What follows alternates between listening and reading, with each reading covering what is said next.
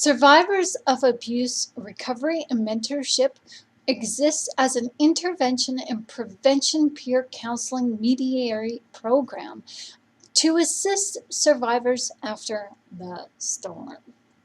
This program is utilized in personal healing and recovery in a women's online coaching program, as it is important that women help each other in her own healing processes.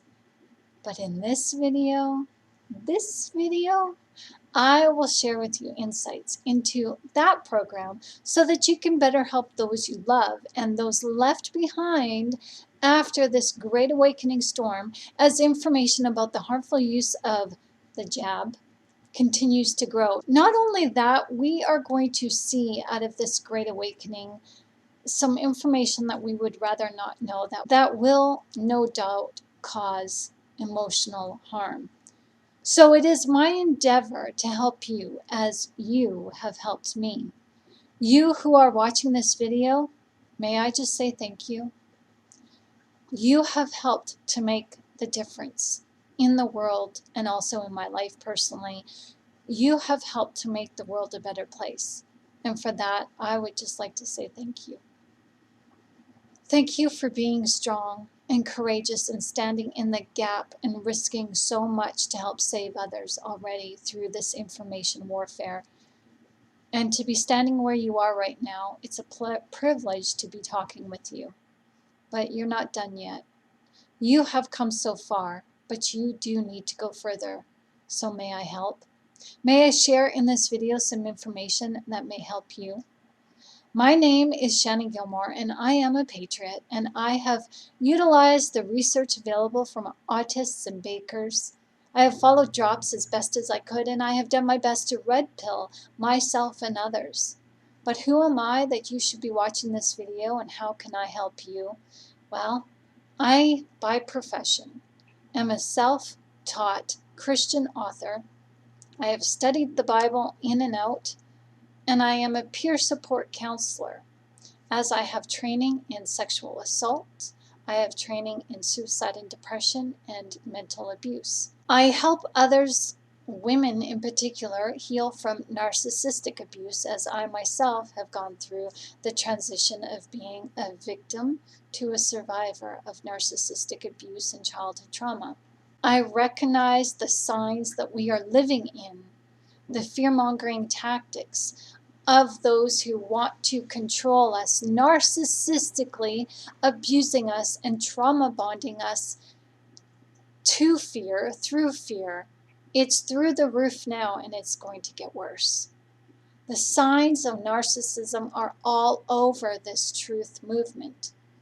And even in this movement, in the way of there are others who call themselves patriots, do not understand the risks of acting out in their narcissism, and it is doing further damage to the cause. So I felt it important to share with you my form of expertise. I would like the chance to share with you some information that I have that will help you to further help others. Knowledge is power. I'm a firm believer in this, but only if one does something with that knowledge. Applied knowledge is essential in understanding how to navigate this thing we call life, as applied knowledge will strengthen our resolve. We know this.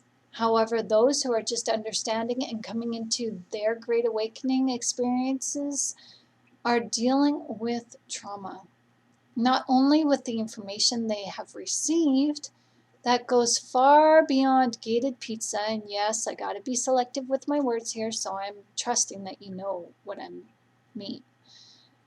The trauma is within dealing with narcissism itself, and that can be extremely difficult, as not only is it the trauma, the information that is going to be coming out is going to form trauma on its own, but the narcissists who are hiding the truth from us right now, Hollywood, media, government, they are using fear-mongering tactics to bind us to them. It's called trauma bonding.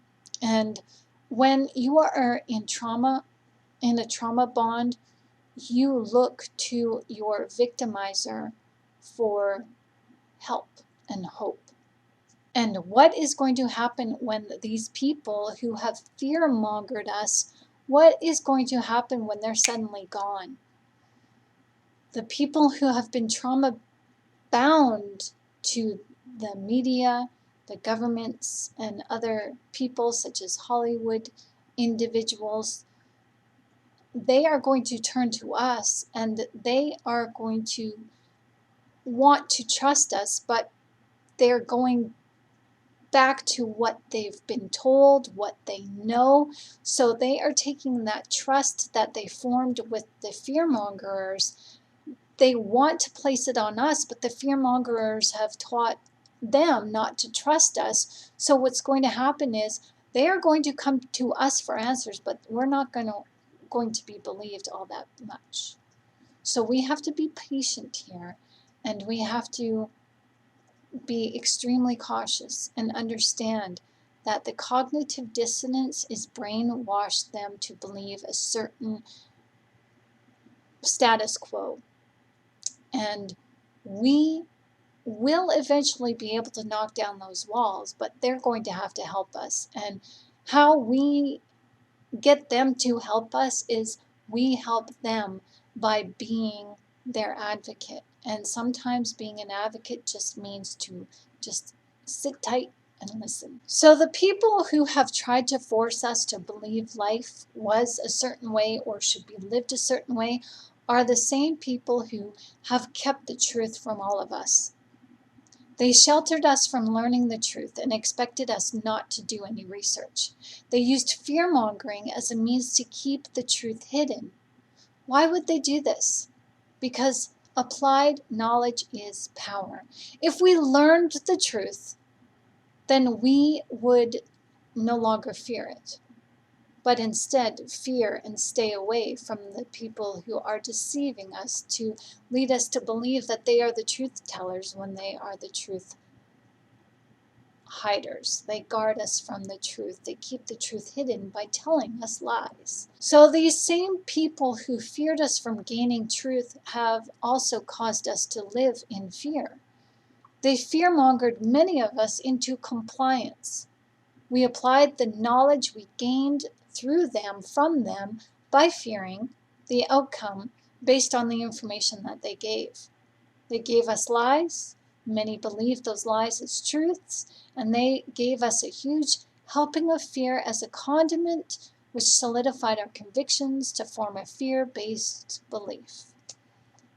If you have ever recovered from narcissistic abuse, you would have learned that the narcissist absolutely loves to control the people in their lives through fear-based manipulations. The narcissist uses tactics such as gaslighting, projection, lying, straw man techniques, all in attempts to gain, maintain, and retain control. The narcissist excels at controlling people into compliance, but once they lose that control, they literally dismantle right in front of you as their behavior becomes self-destructive, and we call this the demasking phase. Those who are just now getting in the know in this Great Awakening, they, as we all, are dealing with symptoms of some sort of abuse, narcissistic abuse. These symptoms are not easily recognized and can lead to some extremely concerning thoughts and actions like depression and suicide. I do have some videos for you to listen to on this channel if you have a friend or loved one who is dealing with the issues of suicide and depression. And if you want to learn how to better communicate with them, I've got some videos to help you out with that. But in this video, I'd like to help you further open the lines of communication to help you offer better peer support as you learn to better communicate with those who are suffering from narcissistic abuse from the fear-mongering tactics of the media and government. I will discuss the various symptoms of narcissistic abuse in other videos. However, in this video, I'd like to just share with you some basic tips and hints about peer support so that when your friends and loved ones come to you looking to unload and vent and shed their fears and emotions and cry on your shoulder, you will be better able to help by listening and being that sounding board that they need you to be. Now, if you are wanting to volunteer your time to peer support, I encourage you to do so. There's nothing stopping you. I do have a training program that may help you, so please feel free to inquire me at this email. I'll post this email at the end of the video, so stick around. We have just about 12 to 13 more minutes left of this video, so I just want to take you through a rundown of, do you have what it takes for peer support? Well, listening seems pretty basic, doesn't it? Well, there is a right way and a wrong way to communicate, and most of us don't know how to communicate. Even though we may be in peer support, we still get it wrong sometimes. So these tips and tricks will help you to be an effective communicator and listener. But first, let's just check it out and see if this is something that you want to do or not. Are you accepting and emotionally warm and receptive by nature? The people who will be asking you to listen are not all that confident in what they need to talk to you about. They are carrying a lot of guilt, a lot of shame, and preconceived notions that you may judge them. Having a critical or cold judgmental attitude is something most peer clients can pick up on right away. Establishing a trusting relationship is your hidden objective, as well as it's theirs, as they want you to accept their feelings and believe them, the things that they tell you, no matter what. Showing care and concern is never a wrong thing. Showing care and concern without telling the individual what they should do, how they should feel, as they need to feel welcomed and safe. How well do you value honesty is also a high quality in peer support. Sincerity opens the lines of communication. Be realistic and truthful about giving someone any information that they may request from you. Do not give promises, and do not raise anyone's hopes on something that may or may not be available to them. If you do not have the answer, be upfront and just say, I'm sorry, I don't have the answer. But if you want to find out the answer and get back to them. Follow through and follow up on your commitment with them as realistically as you can. Another quality of peer support is patience. Some peer clients can be extremely difficult. Some people are stagnant to change and remain ambivalent to suggestions that you may offer. They may even dismiss you. There are others who make decisions for themselves that may be totally unacceptable for you. But remember, this isn't about you. You must show support for the individual without enabling them. Everyone has the right to live their lives to the best of their potential, and we all make mistakes, and we should make mistakes, as mistakes help us to learn and grow. Someone in crisis cannot yet see their potential, so be mindful of that. When we're in crisis, we often make the biggest mistakes, as irrationality is our strongest suit. So keep in mind that you cannot force anyone to do something that is beyond their capabilities, their reasoning, or perception. You can't force someone to do something they don't want to do. These qualities that I've shared with you so far are extremely helpful when listening to someone while they communicate to you in their time of need. Learning to be patient while being warm, receptive, and honest will help you to better help the individual in a way that allows the individual to cope without feeling like they are not truly heard. As much as you are there for the individual, sometimes individuals can become extremely intrusive. When supporting them, it is essential that you take control of the situation between the two of you. So here are some key dynamics of the relationship that you will have with them to ensure you can help better facilitate their needs. Respect their situation. Do not push for any more information than what you need to go on. Respect your own boundaries as well as theirs. If there is something that is uncomfortable for the two of you to talk about, just let them know. Be polite, of course. Offer understanding about personal boundaries and how they work between the two of you.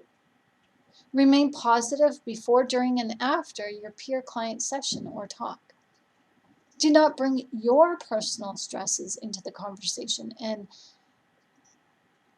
as much as you want to bring your personal situation, only do so if the situation calls for it. You want to maintain a rapport with the individual, but you don't want to invite them into your personal space. That can get very crowding. Recognize the stress levels of your client and recognize the stress levels of yourself. Help them out through grounding exercises such as breathing techniques for panic attacks. I have that on my YouTube channel as well. Give the individual time to talk. Do not interrupt them. Even if you have something that you want to say and interject, wait until they're done.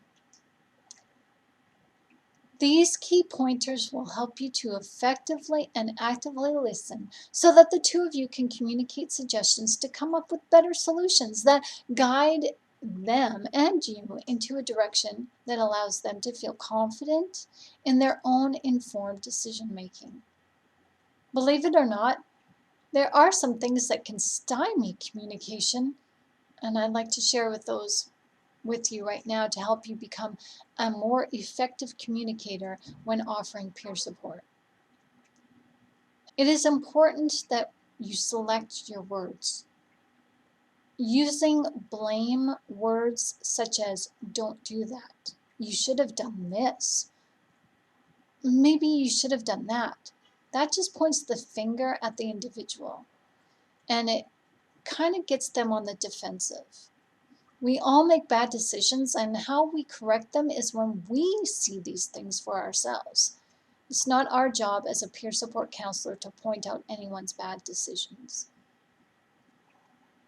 Another tip is, please do not change the conversation. Allow the other individual the time they need to articulate themselves through their story. If you are getting confused or misunderstanding, ask them to redirect, reword, rephrase what they're trying to say to better help you understand and to help you to remain on even footing in your communication. Do not become defensive. If your peer client feels unappreciated and feels uncomfortable by your method of communication, it's your job to be big enough to speak sincerely and apologetically and ask how you could better offer your support. What do they need from you? The next one is, please don't judge them. I know I've already talked about this earlier, but judgment is seen not just in the words that you speak, but also in the looks that you give, the influx in your voice, the tonality in your voice, and your physical stance, your body language. Do not offer false hopes and promises. Don't make promises. Do not continually paraphrase their words back to them. In communication, you will hear often, and maybe in therapy you've experienced this, where the therapist rephrases your words back at you. This is to help you feel like you've been heard. However, with that said, that is a good thing to follow, but not all the time. Sometimes it's best to just use your own words and reiterate what you hear. If someone, for example, said, I'd like to go to the store at 2 o'clock and get some chocolate milk, you could say, oh, you just told me that you would like to go to the store at 2 o'clock and get some chocolate milk. Did I hear you correctly? That's condescending. What you could say is, oh, going to the store at 2 o'clock to get some chocolate milk, may I go with you? Because I need to go to the store too, and that time is perfect for me. See the difference? Be engaging. Another tip is do not offer questions that begin with why. It is too assuming, as this puts the decision making immediately with the other person when they do not have the answers yet.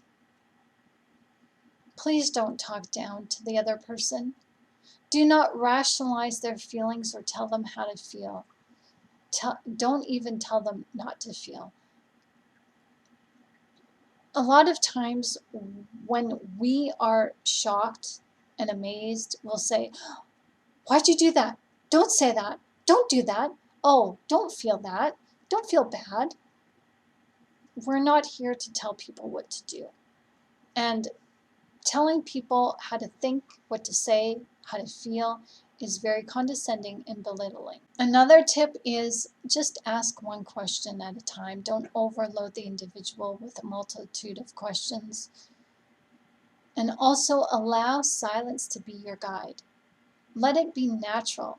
Oftentimes when there's silence between communication, it makes us feel uncomfortable. And if you want someone to talk to you, stay silent, because they will break the silence, because that silence allows them to ruminate, to think, and they will further speak and further elaborate to you what they're trying to. So just let those silences between the two of you happen.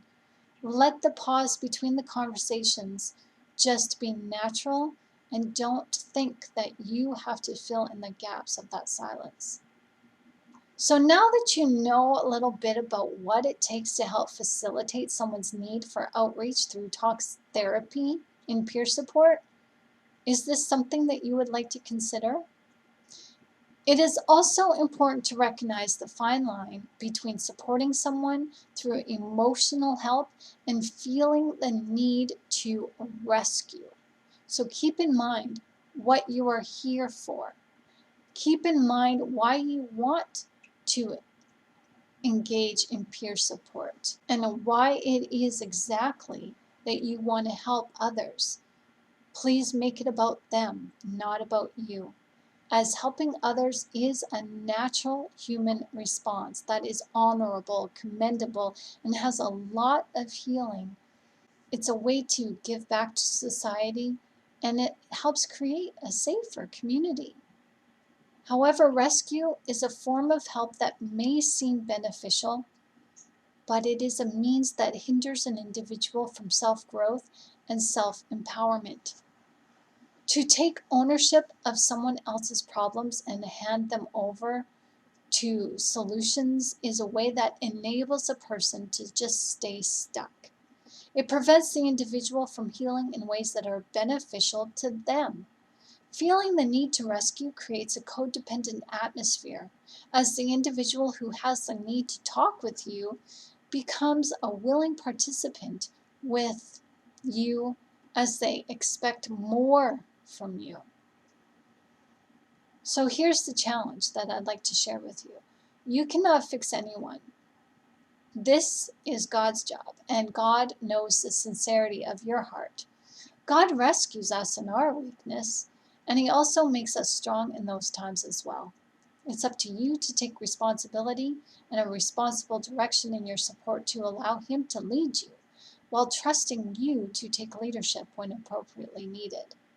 So what does rescuing behavior look like? Well, controlling behavior, such as telling someone what to do, how to think, what to feel, using these statements such as you should or you must, making decisions for someone and coercing them to follow your decision by saying, here's what we should do, here's what we'll do, here's what you will do.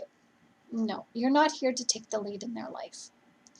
Another tip in viewing and recognizing rescuing behavior is bailing them out of situations or problems by not just taking the lead, but also bailing them out when they need to find a way to figure out the solution for themselves. So I'm hopeful that that will help you understand the difference between helping and rescuing someone. So what does supportive behavior as a peer support counselor look like? Well, we are encouraging, we are empowering, we are patient, which allows for equality and freedom of choice. We give suggestions, but not advice, and it does not come with force or pushy attitudes and behaviors in any sort of way. We only take on the role of rescuers when someone's life is in danger, such as child victimization and suicide. That is the only time we should ever rescue somebody. Rescuing behavior is often seen with repeat clients who do not necessarily want help, but they just want to reach out and have someone to talk to. Oftentimes, they have talked to you about the same thing repeatedly with no marked improvements. When this happens, it might be in your best interest to give you and the other person some distance and space and not be so available to them. It's important that they seek out different forms of help through different people and different modalities, as it is important for them to find comfort in independence and self-reliant behavior within their own thoughts and emotions. So as you become more aware of these things that I've mentioned in this video, you will begin to see more intuitively. You will notice that you will have a natural feel for assessing the situation as you take the time to pause and gather the other person's words to develop your own communication skills. Sounds good, doesn't it? When others come to you for emotional support, you will be able to feel confident that the skills you learn will propel you into the situation that you were called into. Communication develops over time, so I would like to encourage you to give yourself the time to develop these skills. I only shared with you a tiny itty bitty portion of the peer support toolkit that I have available for you. This toolkit gives you helpful tips in communicating with someone, as these communication skills that I shared with you in this training, in this video and other training videos, will enable you to tap into your intuition and empathetically see the emotional needs of others so that you can help them better manage their emotions, no matter what they are dealing with. I hope this video has been of some value to you. It is also my hope that this video and the videos on my channel enable you to go the distance in your own self-help awareness to meet life's challenges with a sense of newness that lifts you up to encourage you as you shift yourself from fear, uncertainty, and caution to courage, love, and boldness that allows you to tackle life, to succeed through it by overcoming it. If you'd like to know how you can take my peer support training online, please scoop me off an email. If you have comments, questions, and suggestions, feel free to use this email at the following address. Yaha! Thanks for watching. If you or someone you know is struggling with suicide and depression, I have an amazing workbook and journal pages that may be of some value to you. Share it. Here's the link to download your copy of The Spiritual Roots of Suicide today. All my content, articles, PDF, ebooks, paperback books, courses, and videos are all Christian, non-denominational content. I believe in keeping God in the details. This helps us to know that we are steered correctly. So thanks for watching. Give this video a thumbs up, subscribe to this channel, and share this content if you feel led to do so. My name is Shannon Gilmore, and thanks for watching. See you soon, and be blessed.